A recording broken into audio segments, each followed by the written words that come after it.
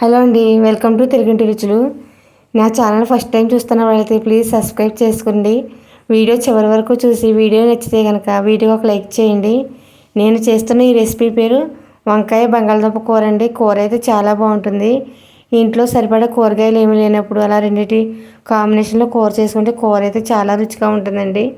ముందుగా స్టవ్ పై బాండి పెట్టి నూనె వేసి మూడు మీడియం సైజు ఉల్లిపాయలు తీసుకుని సన్నగా తరిగి ముక్కల కింద కట్ చేసి వేసుకుని అవి బాగా మగ్గుతుండగా కొద్దిగా ఉప్పు వేసి ఉల్లిపాయ ముక్కలు బాగా మగ్గనిచ్చిన తర్వాత కట్ చేసి పెట్టుకుని వంకాయ ముక్కలు వేసుకోవాలండి. వంకాయ ముక్కలు వచ్చేసి 150 గ్రాములు ఉన్నాయండి.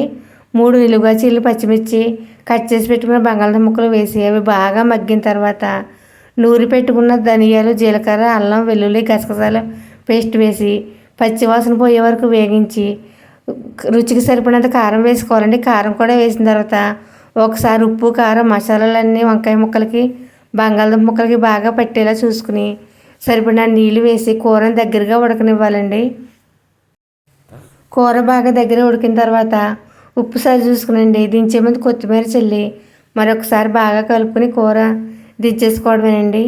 అంతే, ఎంతో రుచికరమైన బంగాళదుంప వంకాయ కూర రెడీ అండి.